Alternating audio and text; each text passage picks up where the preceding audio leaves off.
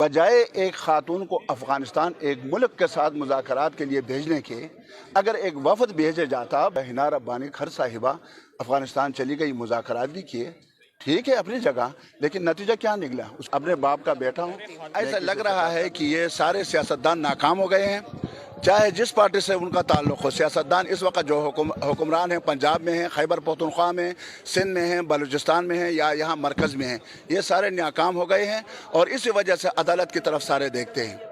سمجھ میں آئی مولانا نا؟ صاحب یہ بتائیے گا، مبینہ طور پر تو نہیں یہ کہہ سکتے، لیکن یہ سننے میں آ رہا ہے، ہم نے دیکھا بھی ہے کہ کافی آپ غصہ کرتے ہیں، مطلب اسمبلی میں لڑائی وغیرہ ہو جاتی ہے، تو اس کے اوپر مبینہ طور پر لوگ زیادہ تنقید کا سامنا آپ کو بنا رہے ہیں، مطلب تنقید آپ اس حوالے سے آپ کیا کہیں گے؟ تنقید کریں، میرے جذبات ہیں، میں اپنے جذبات میں ایک پاکستانی ہوں، مخلص پاکستانی ہوں اور محب وطن پاکستانی ہوں، میرے جذبات ہیں اور پاکستان کے حوالے سے میرے جذبات ہیں۔ میں نے کوئی ذاتی کسی پر حملہ نہیں کیا ہے اور نہ کسی ذاتی کام کے حوالے سے کسی کو میں نے سخت بات کی ہے یا غصہ کیا ہے۔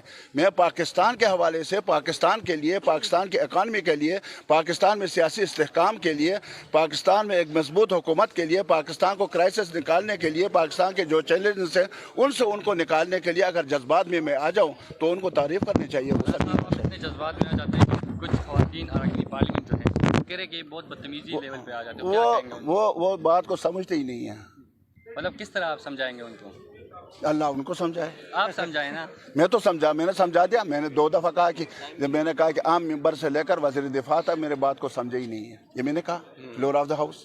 وہ اس لیے کہا کہ میرا مقصد یہ تھا، بجائے ایک خاتون کو افغانستان ایک ملک کے ساتھ مذاکرات کے لیے بھیجنے کے اگر ایک وفد بھیجے جاتا، بے شک یہ صاحبہ بھی اس میں شامل ہوتی اور بلاول بھٹو جو ہمارے وزیر خارجہ ہیں وہ اس میں بھی ہوتے، اور قبائل جہاں یہ خلفشار ہے، بد امنی ہے، صوبہ خیبر پختونخوا، وہاں کے پارلیمانی لیڈر جو ہیں اور نمائندے جو ہیں، پارلیمنٹرین جو ہیں، ان کو اس وفد میں شامل کرتے تو اس کے نتیجہ نکلتا۔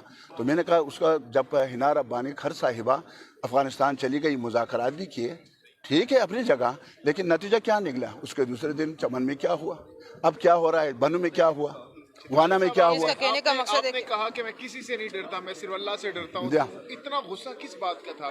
بات یہ تھی کہ انہوں نے کہا کہ آپ کون ہوتے ہیں کہ ہمیں یہ بات کہنے والے؟ کون سی تو بات سر؟ یہی کہ افغانستان آپ نے کیوں بھیجا، یہی بات۔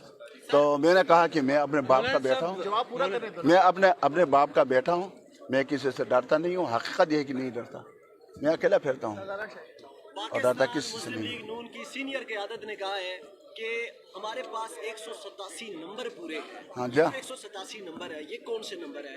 کیا پاکستان تحریک انصاف کے اندر سے بغاوت تو نہیں ہونے جا رہی؟ دیکھیں یہ ان کو پتہ ہے، 187 وہ کہہ رہے ہیں، وہ آپ کو بتا سکتے ہیں۔ میں تو نہ اس کھیل میں شریک ہوں، نہ اس تماشے میں دیکھنے کے لیے بھی نہیں جا رہا، اچھا، اور جماعت اسلامی اس وقت کہاں پر کھڑی ہے؟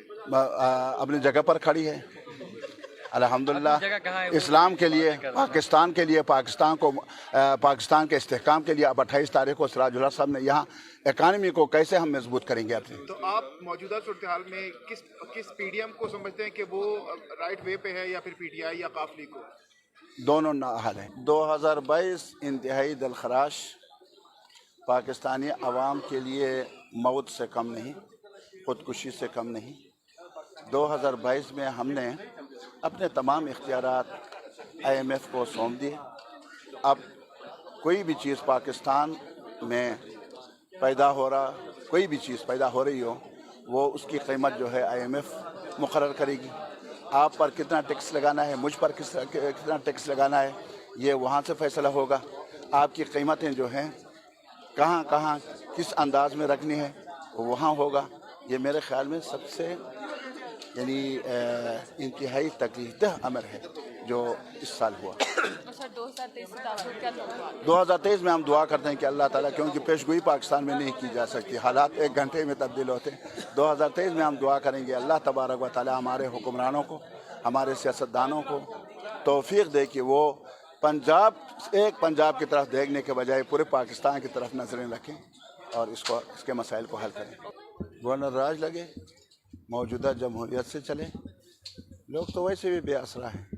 پنجاب میں بھی یہی صورتحال ہے، خیبر پختونخوا میں بھی بد امنی ہے، वज़ीर आला का पता नहीं है कहाँ हैं, क्या कर रहे हैं, क्या सोच रहे हैं, क्या पॉलिसी बना रहे हैं, किसी को पता नहीं है। और मरकज़ में भी ये सूरत हाल है। तो पाकिस्तान जो है अल्लाह ताला चला रहा है। उसकी बुनियादी वजह ये है कि पाकिस्तान बना है ला इलाहा इल्लल्लाह की बुनियाद पर। जब इस एक मुल्क की निस्बत जो है अल्लाह की तरफ हो तो अल्लाह उसको बचाता है और बचाए रखा है और बचाए रखेगा इंशाअल्लाह।